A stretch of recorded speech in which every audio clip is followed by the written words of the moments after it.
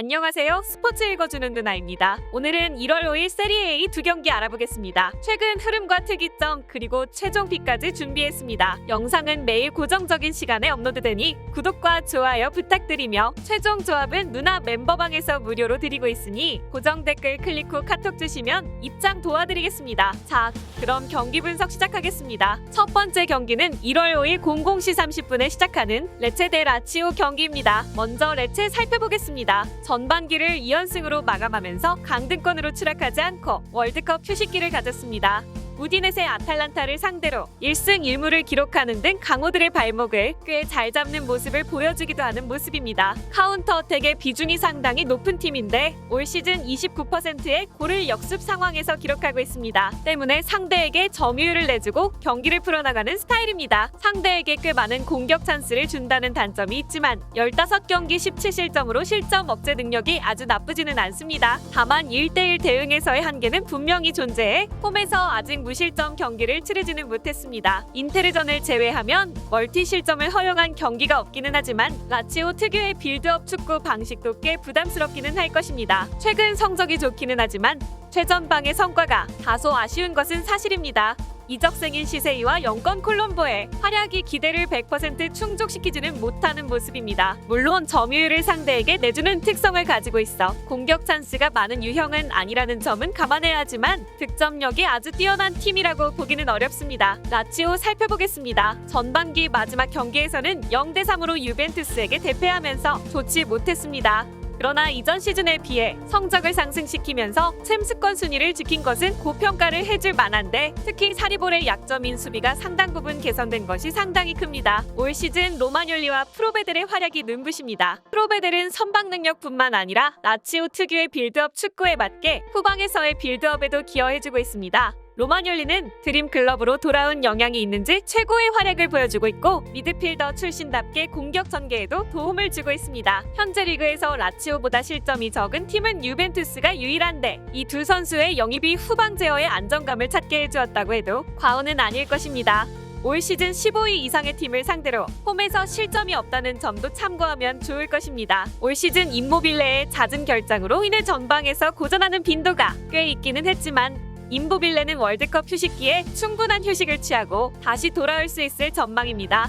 임모빌레가 없어도 안데르송을 제로톱으로 쓰는 전술이 성공적으로 통하는 등 가지고 있는 옵션 자체가 많은 편입니다. 빌드업 축구를 억제하기 위해 상대 팀들이 중원에서 압박을 크게 가하고 있지만 밀린코비치, 사비치가 온더블과 피지컬을 앞세워 별 문제 없이 압박에 대응하고 있습니다. 최종 코멘트는 이렇습니다. 라치오의 승리를 점칩니다.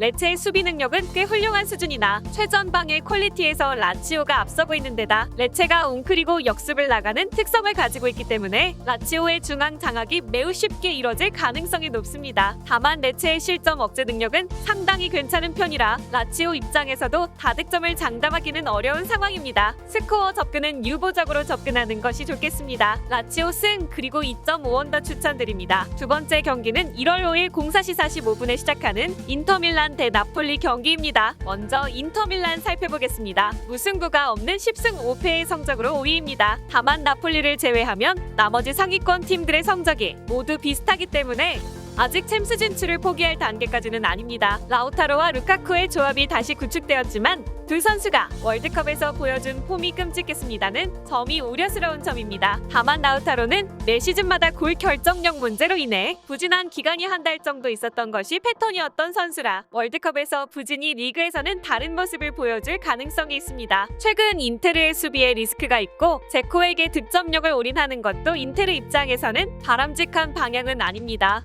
수비 라인에서는 누수가 꽤 있는 편입니다. 일단 좌측 라인에 문제가 있는데 고젠스가 생각보다 폼을 찾지 못하는 모습을 보여주고 있고 브로조비치와 더브라이도 부상에 시달리고 있습니다는 소식입니다. 오나나가 라인을 꽤 올리는 성향을 가지고 있기 때문에 아체르비의 기동성 문제도 리스크라고 할 수 있을 것입니다. 이전 시즌 최소 실점 2위의 팀이 현재는 15경기 22실점으로 불안한 모습을 보여주고 있습니다는 점에서 올 시즌 인테르 수비진의 전반적인 폼 저하를 알 수 있을 것입니다. 나폴리 살펴보겠습니다. 까다로운 상대인 우디네세를 3대2로 잡아내고 1위로 리그 전반기 1점을 마쳤습니다. 리그에서 무패를 달리 달리고 있는 훌륭한 흐름이 이어지고 있어 마라도나가 뛰었던 80년대 이후 다시 리그 우승을 차지할 수 있을 것이라는 기대가 샘솟고 있습니다. 다만 스팔레티 감독은 후반기에 상당히 경기력이 좋지 못한 모습을 자주 보여준다는 것이 흠입니다. 특히 김민재의 체력적인 부담이 클 가능성이 높다는 것이 마음에 걸리는 부분인데 로테이션 없이 대부분의 경기를 출전한 데다 월드컵까지 치르고 온 터라 휴식기를 온전히 휴식에 투자하지도 못했습니다.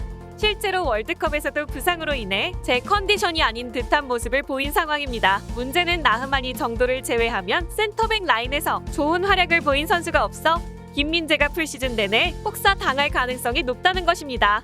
결국 공격력에서 승부를 보는 것이 나아 보입니다. 올 시즌 나폴리는 득점이 나온 상황에서도 공격적으로 상대의 라인을 누르는 시도가 잦아 금방 추가골이 나온다는 특징을 가지고 있습니다. 로보트카가 중심인 빌드업이 상당히 잘 이뤄지고 있는데 레지스타 성향의 선수들을 잘 써먹은 적 있는 스팔레티 감독의 또 다른 성공작이라고 할 수 있을 것입니다. 오시멘, 흐비차은, 유수의 B클럽에서 노리는 선수로 성장한 모습입니다. 이전 시즌에 비해 수비가 불안해진 인테르를 상대로 득점력을 발휘하기 어려운 환경은 아닙니다. 최종 코멘트는 이렇습니다. 오버를 1순위로 추천할 수 있습니다. 나폴리는 득점이 나와도 지키기보다는 라인을 높게 유지하면서 추가골을 노리는 성향이 짙고 실제로 성과로 이어지고 있습니다. 김민재의 혹사로 인해 후반기 수비가 상당히 불안해질 가능성이 높다는 점을 고려하지 않을 수 없습니다. 인테르가 나폴리에게는 꽤 강했던 전적까지 감안하면 승무패 접근은 다소 조심스럽게 접근할 필요가 있습니다. 2.5오버만 추천드립니다. 오늘은 이렇게 두 경기 알아봤는데요. 경기 분석은 배팅에 있어 최선의 전략이며 100% 일치할 수는 없습니다. 때문에 좋은 경기를 선별해 최종 조합을 맞추는 것이 노하우입니다. 고정 댓글 참고하시면 오늘 주력 조합 받아보실 수 있으며 영상이 도움되셨다면 구독과 좋아요, 알림 설정까지 부탁드립니다. 시청해주셔서 감사합니다.